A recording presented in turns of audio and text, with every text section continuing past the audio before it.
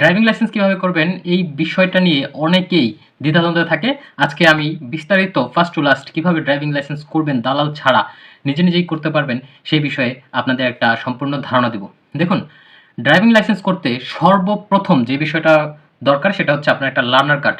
Learner card করতে হলে আপনার অবশ্যই অনলাইনে আবেদন করতে হবে। আবেদন করে আপনি আপনার নাম, ঠিকানা, ফর্ম ফিল আপ করে সব কিছু করে আপনি একটা লার্নার ফর্ম তৈরি করতে পারবেন। এখন এই লার্নার ফর্ম করতে হলে আপনার অবশ্যই কিছু ডকুমেন্টসের দরকার আছে। সেই ডকুমেন্টসগুলো কি সেগুলো আমি আপনাদেরকে বলছি। সেই ডকুমেন্টগুলো হচ্ছে আপনার অবশ্যই অষ্টম পাস করতে হবে। আপনি যদি অষ্টম পাস না করে থাকেন তাহলে আপনি ড্রাইভিং লাইসেন্স করতে পারবেন না। ড্রাইভিং লাইসেন্স মূলত দুই প্রকার, পেশাদার, অপেশাদার। এখন আপনার লার্নার কার্ড করতে হলে আপনার অবশ্যই একটা ছবি লাগবে, স্ক্যান করে সেখানে আবেদনের সময় সেই ছবিটা পুট করতে হবে এবং আপনার মেডিকেল কন্ডিশন কি সেই বিষয়গুলো আপনার স্ক্যান করে দিতে হবে, আপনার সার্টিফিকেট দিতে হবে, তাছাড়াও আপনার ভোটার আইডি কার্ড এবং আপনার যে একটা ঠিকানা সেই ঠিকানাটা আপনার দিতে হবে এবং সেই ঠিকানাটার জন্য আপনার হচ্ছে ইউটিলিটি বিল যেগুলো আছে সেখান থেকে যে কোনো একটা ইউটিলিটি বিল বলতে আপনার বিদ্যুৎ বিল অথবা আপনার পানির বিল বা গ্যাসের বিল যে কোনো একটা বিল আপনার দিতে হবে। এটার মূল বিষয়টা হচ্ছে আপনি সেই অ্যাড্রেসে এখনও উপস্থিত। এখন বিষয়টা হচ্ছে অনেকেই ভেবে থাকে যে আমার তো কোনো নিজস্ব কোনো ইউটিলিটি বিল নেই, তাহলে আমি কি দিব?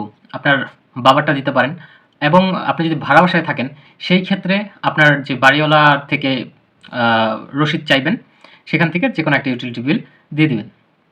তারপরের স্টেপ যেটা আসছে সেটা হচ্ছে আপনার যে মেডিকেল কন্ডিশন, সেই মেডিকেল কন্ডিশনটা অবশ্যই বাধ্যতামূলকভাবে দিতে হবে।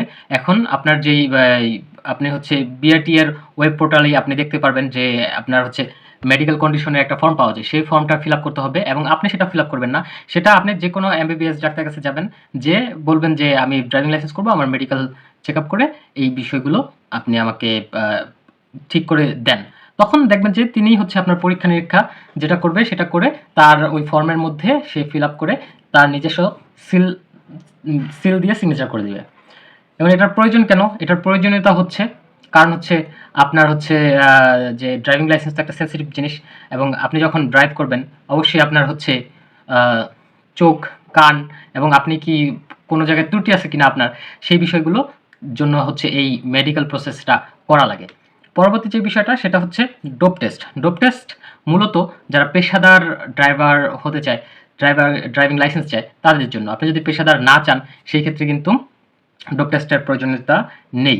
ডোপ টেস্টটা করতে হলে একইভাবে সেই আপনার হচ্ছে পোর্টাল থেকে ডোপ টেস্টের একটা ফর্ম নেবেন।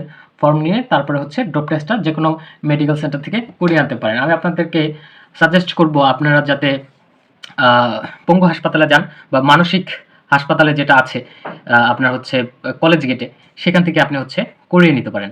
আর এটার করতে খরচ পড়তে পারে আনুমানিক ২,০০০ টাকার মতো।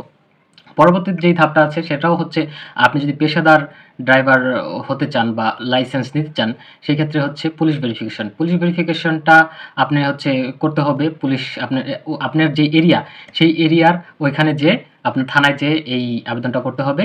আপনার একইভাবে ফর্ম কালেক্ট করতে হবে বিআরটিএর ওয়েব পোর্টাল থেকে অথবা আপনি এই সকল ফর্মগুলো কিন্তু বিআরটিএ থেকে যেয়ে নিজে নিয়ে আসতে পারবেন। এই কাজগুলো যখন আপনি সম্পূর্ণ করলেন তখন হচ্ছে এই আবেদনটা করলেন লার্নার কার্ডের জন্য। লার্নার কার্ডের জন্য একটা ফি প্রদান করতে হবে অনলাইনের মাধ্যমে, বিকাশ, নগদ বা ব্যাংকিং সিস্টেমের মাধ্যমে। আপনার ১৩০ টাকার খরচ যাবে এই লার্নার কার্ডটা তৈরি করতে। আপনি সেটা করার পরে প্রিন্ট আউট করে নেবেন।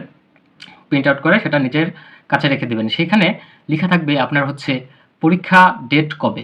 যেদিন পরীক্ষা ডেট সেদিন আপনি যে সকল পরীক্ষায় যখন পাস করবেন আপনার হচ্ছে পরীক্ষা আপনার হচ্ছে এখানে রাইটিং হবে, তারপর হচ্ছে ভাইভা হবে, প্র্যাকটিক্যাল হবে। সকল পরীক্ষায় পাস করার পরে আপনার ৪,৫০০ টাকার মতো একটা ফি প্রদান করতে হবে এবং সেই ফিটা শুধু পাস করলেই করতে হবে, এছাড়া আপনার করার কোনো প্রয়োজনীয়তা নেই। বা আপনি তখন তো ফেল করেছেন, তখন তো আর এই টাকাটা আপনার জমা দেওয়ার কোনো প্রশ্নই আসে না। সুতরাং আপনি যখন হচ্ছে এই পরীক্ষাটা পাস